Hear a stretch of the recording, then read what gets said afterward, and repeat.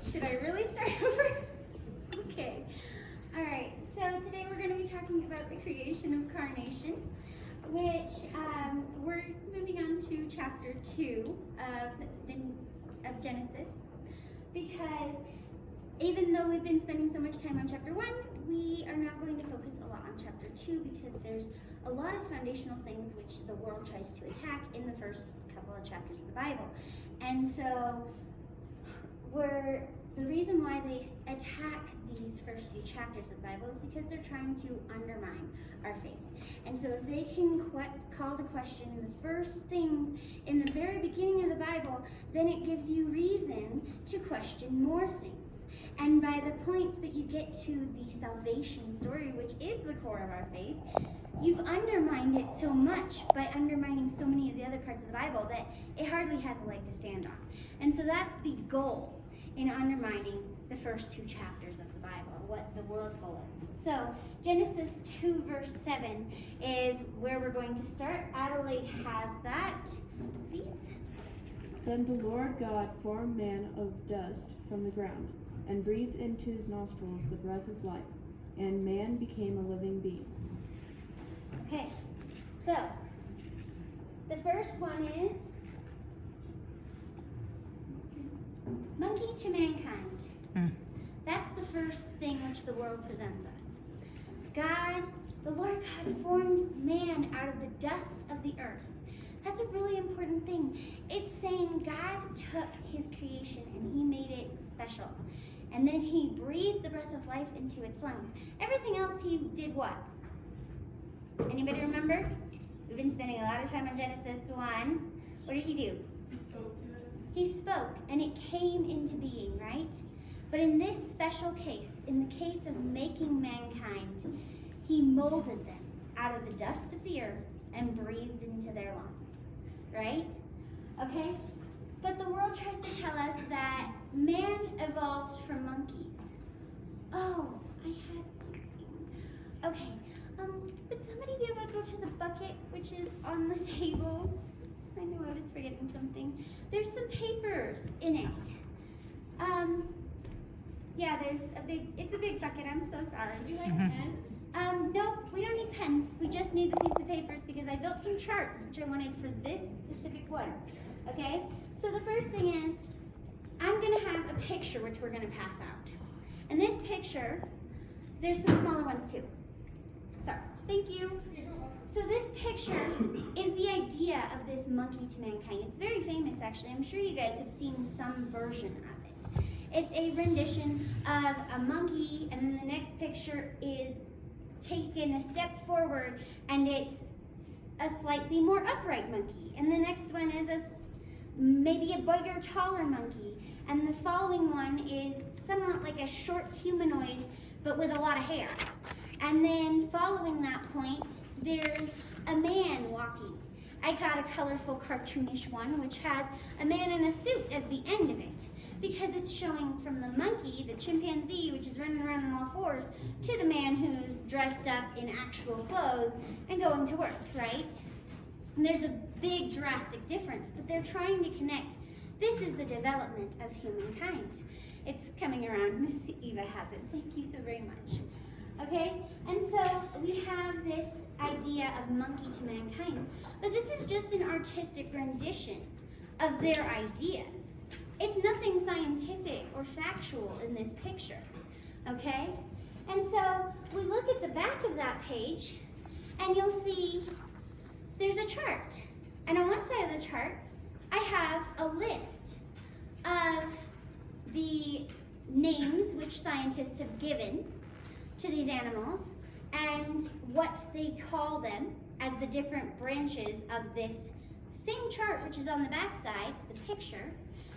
But when you look at the other side of the chart, you can see that it's a chimpanzee and an ape and an orangutan and a weird category where they mesh together human bones and ape bones, which didn't come from the same body. And then you go in, and the second half of the chart is human bones. There's the human dwarf. They exist. We still see them today. There's They call them other things, but they're short people, right? Okay? Then we have other humans. There's ancient humans, because in ancient times, humans had slightly different postures. They were shorter in a lot of cases. And so there's the ancient human even. But then there's also the modern. And if you see, there's a very drastic difference between orangutans and humans, even the dwarves, right? Okay? The problem with their idea of this picture of people going from a monkey to a man is that there's no links in between. If you see that false category where it's got the mix of human and ape bones, they try to make that the link, but it's not a link. It's just a category created with some of each. For one thing, we're made in the image of God. That makes us completely different from animals. It can't explain why we have a soul. Why do we have a soul? Apes don't have souls. Apes don't have a desire to work, a desire to do all these things, which humans have. We have a desire to seek God. We have a desire to have justice and morality and mercy and love, right? But apes don't seek those things, do they? Those are things which come from our soul. Only God breathing the breath of life into humanity is the only explanation for why we have a soul and chimpanzees don't. And then there's the fact that dirt. The other piece of paper is about dirt. The big one. Now, if you look at that piece of paper, it's got a list in the one column which says elements of dirt. There's oxygen, and there's calcium, and there's aluminum, and a whole bunch of other things on that list. Okay? Now, each of those things are the main components of dirt from around the world. There's not every component of dirt in there. I only spent time on 11 of the big ones. But in the second column, it'll show you exactly where and why and how those things are necessary to the human body. How they're necessary for even the structure of the human body. From oxygen being the water which is in our blood system to helping our cells and every body part to breathe, right? And then even aluminum, which, by the way, we don't even know why it's part of the body. Scientists have not figured that out. It is part of the body. It's also poisonous. It poisons humanity. But yet still, it is part of our makeup. Somehow, God needed us to have a certain amount of aluminum in our bodies. So we are made out of dirt. That's literally what we are. But God molded us and gave us the breath of life so that we can be moving and talking dirt, which bleeds and breathes and lives and loves, right? Okay, Genesis 2 is Keegan, 15 through 17. Sorry, not just Genesis 2, all of it. So 2, 15, and 17. Then the Lord God took the man and put him into the Garden of Eden to cultivate it and keep it. And the Lord God commanded the man, saying, from any tree of the garden you may eat freely, but from the tree of the knowledge of good and evil you shall not eat, for in the day that you eat from it you shall surely die. Okay, so this one is, knowledge is not Rome, but power. Okay? Knowledge is power. That's what the world tries to tell us. Tries to say that knowledge is something that we need, and if you have more knowledge, you will be more powerful. Now this one's really deeply ingrained in us, right? Think about it. It's not necessarily something which we fight against, because it's just so accepted that we already know that knowledge is just going to lead you to have political power. It's going to lead you to have power in your church. It's going to lead you to have power in different areas of your life, right? Okay? And even like the idea of, if you have knowledge, you have power over a situation that you're stuck in. If you know about it, right? It's an idea that's ingrained in us, right? Okay? But in Proverbs 9:10, who has Proverbs 9:10? Rome does. Rome is going to read that for us. The fear of the Lord is the beginning of wisdom, and the knowledge of the Holy One is understanding. Okay. True wisdom comes from God. It comes from the fear of God and knowledge of the Holy One. That is what brings understanding. So worldly knowledge may bring us earthly power. But is that good? I don't know. 1 Corinthians 3:19, Adelaide has. For the wisdom of this world is foolishness before God. For it is written, He is the one who catches the wise in their craftiness. Yeah. The wisdom of the world is foolishness to God, is what it says. He catches the crafty in their craftiness, right? So maybe having knowledge which leads to power in this world is not so great as having knowledge and wisdom from the Lord our God, right? And that's what the tree of knowledge of good and evil stands for, right? He tells them not to eat of it because they will be gaining worldly wisdom if they do that. Okay. Genesis 2:18 through 22 is Keegan. Then the Lord God said, It is not good for the man to be alone. I will make him a helper suitable for him. And out of the ground the Lord God formed every beast of the field and every bird of the sky, and brought them to the man to see what he would call them. And whatever the man called a living creature, that was its name. And the man gave names to all the cattle, and to the birds of the sky, and to every beast of the field. But for Adam there was not found a helper suitable for him. So the Lord God caused a deep sleep to fall upon the man, and he slept. Then he took out of his ribs. He took one of his ribs and closed up the flesh at that place. And the Lord God fashioned it into a woman, the rib which he had taken from the man, and brought her to him. Okay. So this one's the creation of Eve, right? What comes from that is feminism.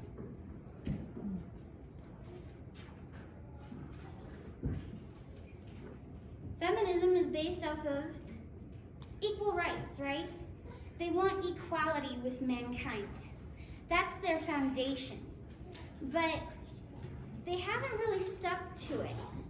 They've gotten equality with man, and now they want to rule over man, right? That's part of the fall, right? Isn't it?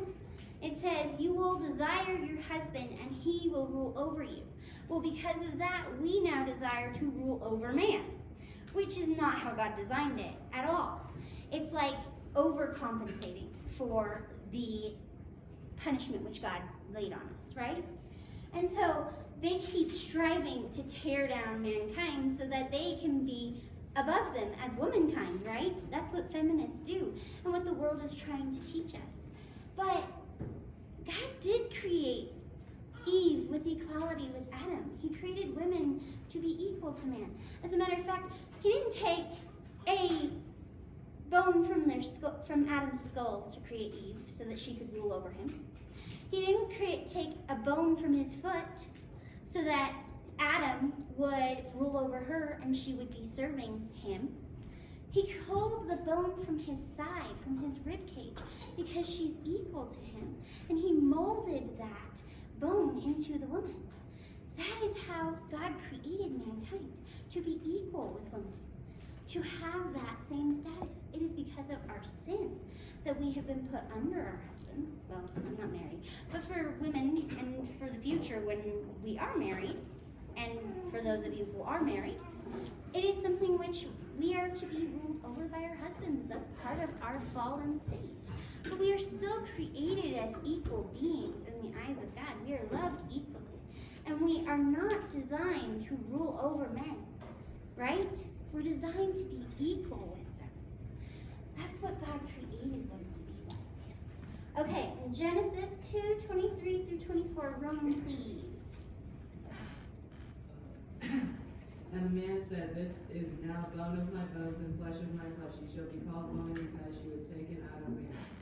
For this cause a man shall leave his father and mother and shall cleave to his wife, and they shall become one flesh. Okay, so that's marriage. That's the establishment of marriage, right? They said, man shall leave his parents and cleave to his wife, right? they shall become one flesh. Now, Adam and Eve were originally one flesh, so it's kind of a different meaning for them, but it still is the first time when God put together marriage. And actually, in Corinthians, it goes on to quote this passage, and it then adds into it, let no one separate what God has brought together, which is kind of a common thing we hear at weddings, right? We hear, let no man separate what God has brought together. Okay? But from this, the world has decided to tear it down by instituting gay marriage, right? Now this one is not a new sin, right? None of these are new sins. All of them have been around since the beginning of time, right? Since the beginning of sin, not time. Since the beginning of sin. But this one has had the greatest social shift away from God in my lifetime. When I was a child, gay marriage was not legal. My parents didn't have to worry about me seeing something on television that was inappropriate in that area. A rainbow meant God's promise when I was a child. But nowadays, I had to learn how to find the bathrooms which were safe at my school. One semester, all the bathrooms were safe, and the next semester, all of a sudden, I might be in there with a man, or some other weird combo of a woman and a man, which is not natural or human. That's something which I'm so sad for you children who are growing up with this. But I didn't grow up with it. I came into it because it is something that has shifted in our culture in the last few years. And so one of the things about that is when you look at a microscope and you see the very center, the core of a person, when they are very first created, they're a zygote, which is the term for when a baby is very in the beginning, right? Before it's even multiplied one cell, that baby is already either a girl or a boy. There's no other option. What determines that? Who knows? Somebody from your science class, who knows what determines that from the very second you're conceived? Anybody know? It's a chromosome. It's called an X chromosome, which is a girl's chromosome, or a Y chromosome. I don't have fingers which make that sound, but fingers make X's. Okay? So you either have an X or you have a Y. If you are a boy, you have a Y. You will have all the boys' body parts, all the boys' everything. If you are a girl, you have an X and you have all the female body parts and all the female disposition and everything that's part of you, okay? There is nothing that will ever change that because that is how God designed it. But not even just that. When we look at marriage, marriage is a special structure which God created. Now, some families today may have 2 moms or 2 dads or 3. Oh my goodness, don't get me started on that. But when it comes to these relationships, if you have 2 moms, you have 2 problems. 1, you physically can't create a baby. If you have 2 dads, you physically can't create a baby. But you also cannot nurture that child properly. Psychologically, there are so many disorders which come directly from the fact that you either had 1 mom, you had 2 moms, you had no dads, you had 2 dads and no moms. If you don't have both a dad and a mom, you cannot make a child, you cannot nurture a child properly. You will have a psychological disorder. It's almost guaranteed if you have 2 parents of the same sex or just 1 parent. God created the family with the purpose of nurturing children. He desired to bring them up in a way that would bring them up well and that would cause their minds to be fully developed and well created, right? But it doesn't work if you're missing the 2 pieces. Neither one of those pieces is expendable. They are both extremely